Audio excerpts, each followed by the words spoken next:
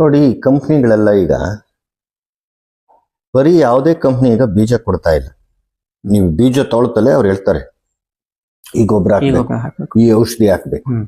ಅಂದ್ರೆ ಗೊಬ್ಬರ, ಬೀಜ, ಔಷಧಿ ಎಲ್ಲವನ್ನು ಮಾರೋ ಕಂಪ್ನಿಗಳು ಈಗ ಒಂದೇ ಆಗಿದೆ. ಬೇರೆ ಹಾಕಿದ್ರೆ ನೀವು ಕೆಲಸ ಮಾಡಕ್ ಬರಲ್ಲ. ಈಗ ಏನ್ ಬೀಜಗಳು ನೀವು ಒಂದ್ಸಲ ಹೈಬ್ರಿಡ್ ಬೀಜ ತಂದ್ರೆ ಅದು ಬೀಜಕ್ಕಷ್ಟೇ ಸೀಮಿತ ಆಗಲ್ಲ. ಅದೇ ಕಂಪ್ನಿ ಇಂಥ ಔಷಧಿ ಹೊಡಿ ಅಂತದೆ, ಇಷ್ಟು ರಾಸಾಯನಿಕ ನಂದೇ ಹಾಕು ಅಂತ ಹೇಳ್ತದೆ. ಹಾಗಾಗಿ ಬೀಜ, ಗೊಬ್ಬರ ಮತ್ತು ಔಷಧಿಯನ್ನ ಕೊಡುವ ಒಂದು ಜಾಲವನ್ನ ಆ ಕಂಪ್ನಿಗಳು ಸೃಷ್ಟಿ ಮಾಡ್ಕೊಂಡಿದ್ದಾರೆ. ಬೇರೆ ನಡೆಯಲ್ಲ, ಅದು ಇದು ಮಾಡಿದ್ರೆ ಮಾತ್ರ ಕೆಲಸ ಮಾಡುತ್ತೆ ಅಂತ. ಅಂದ್ರೆ ರೈತರನ್ನ ಅವಲಂಬಿತರಾಗಿ ಮಾಡೋದು, ರೈತರನ್ನ ಪರಾವಲಂಬಿಗಳಾಗಿ ಮಾಡೋದು. ರೈತರ ರೊಕ್ಕ ಹೋಗ್ತಾ ಇರ್ಬೇಕಷ್ಟೇ ಅವ್ರ ಜೇಬಿಂದ. ಏನೋ ಮಳೆ ಸರಿ ಇಲ್ಲ, ಕ್ಷಾಮ ಬಂತು, ಯಾವ್ದೋ ಹೊಸ ಕೀಟ ಬಂತು, ಬೆಲೆ ಬಿದ್ದೋಯ್ತು, ನಮ್ಗೆ ಏನು ಗತಿ ಇಲ್ಲ. ನೋಡಿ, ರೊಕ್ಕ ತೆಗೆದು ಅವ್ರಿಗೆ ಕೊಡೋದಾಯ್ತು ಬಿಟ್ರೆ, ನಾಳೆ ಏನೋ ಒಂದು ನೈಸರ್ಗಿಕ ವಿಕೋಪಗಳಿಂದ ಬೆಲೆ ನಾಶ ಆದ್ರೆ ರೈತನ ಉಳಿಸ ಯಾವುದೇ ದಾರಿ ಉಳಿದಿಲ್ಲ.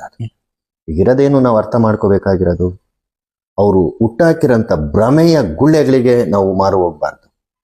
ಕೊನೆ ಪಕ್ಷ ನಮ್ಮ ಮನೆ ಜವಾರಿ ಬೀಜ ಹಾಕಿ, ನಮ್ಮ ಕೊಟ್ಟಿಗೆ ಗೊಬ್ಬರ ಹಾಕಿ, ಯಾವುದೋ ಒಂದು ಸಸ್ಯ ಮೂಲ ಕೀಟನಾಶಕ ಹಾಕಿ ಏನೋ ಕಾರಣಕ್ಕೆ ಬೆಳೆ ನಾಶ ಆದ್ರೆ ನಾವು ಸಾಲಗಾರರಾಗಲ್ಲ. ಬೆಳೆ ಬಂದಿಲ್ಲ ಬಟ್ ಸಾಲಗಾರರಾಗಿಲ್ಲ.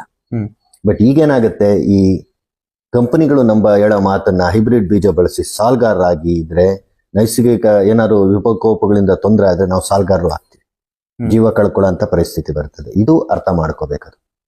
ಇತ್ತೀಚೆಗಂತೂ ಈ ಕುಲಾಂತರಿಗಳ ಹೆಸರಲ್ಲಿ ಅವರು ಹೊಸ ಹೊಸ ಹುನ್ನಾರಗಳನ್ನೇ ಸೃಷ್ಟಿ ಮಾಡ್ತಾ ಇದ್ದಾರೆ.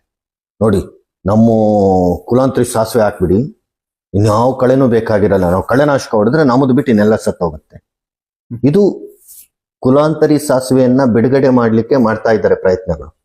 ಸದ್ಯಕ್ಕೆ ಅದು ಸುಪ್ರೀಂ ಕೋರ್ಟ್ನ ಒಂದು ಮಧ್ಯ ಬಂದಿದ್ರಿಂದ ಅದು ಹಂಗೆ ಮೂಲೆಯಲ್ಲಿ ಕುಂತಿದೆ. ಅವ್ರೇನು ಹೇಳ್ತಾರೆ, ಅದನ್ನ ಹರ್ಬಿಸೈಡ್ ಟಾಲರೆಂಟ್ ಕ್ರಾಪ್ಸ್ ಅಂತ ಹೇಳ್ತಾರೆ, HD ಕ್ರಾಪ್ಸ್ ಅಂತ.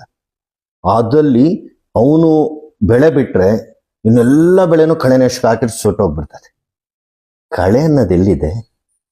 ಎಷ್ಟೋ ಕಳೆಗಳು ತಿನ್ನುವ ತರ ಸೊಪ್ಪುಗಳಾಗಿ ಅದು ದನಗಳಿಗೆ ಮೇವಾಗತ್ತೆ, ನಮಗೆ ಪಲ್ಯಗೆ, ಸಾಂಬಾರ್ಗೆ, ಚಟ್ನಿಗೆ, ಎಷ್ಟಕ್ಕೆಲ್ಲ ಕೆಲಸ ಬರುತ್ತೆ. ಒಂದ್ಸಲ ನೀವು ಕಳೆನಾಶಕ ಹಾಕ್ಬಿಟ್ರೆ ಆ ಜೀವ ವೈವಿಧ್ಯನೇ ಹೊರಟೋಗ್ಬಿಡುತ್ತೆ. ಯಾಕಂದ್ರೆ ನೆಲದ ಫಲವತ್ತತೆ ಹೋಗುತ್ತೆ, ಮಣ್ಣಿನ ಸೂಕ್ಷ್ಮಾಣು ಜೀವಿಗಳು ಹೋಗುತ್ತೆ. ಏನು ನಾವು ವಸುದೈವ ಕುಟುಂಬ ಅಂತ ಮಾತಾಡ್ತೀವಿ, ಆ ಕಲ್ಪನೆನೇ ತುಂಡರಿಸೋಗುತ್ತೆ. ಹಾಗಾಗಿ ಒಟ್ಟಿನಲ್ಲಿ ಏನಾಗಿದೆ, ನಮ್ಮ ಭಾರತೀಯ ಸಂಸ್ಕೃತಿ, ಭಾರತೀಯ ಕೃಷಿ ಸಂಸ್ಕೃತಿ, ಭಾರತೀಯ ಬೀಜ ಪರಂಪರೆಯನ್ನ ತುಂಡರಿಸುವ ಕೆಲಸ ಈ ಹೈಬ್ರಿಡ್ ಬೀಜಗಳು ಮಾಡ್ತದೆ.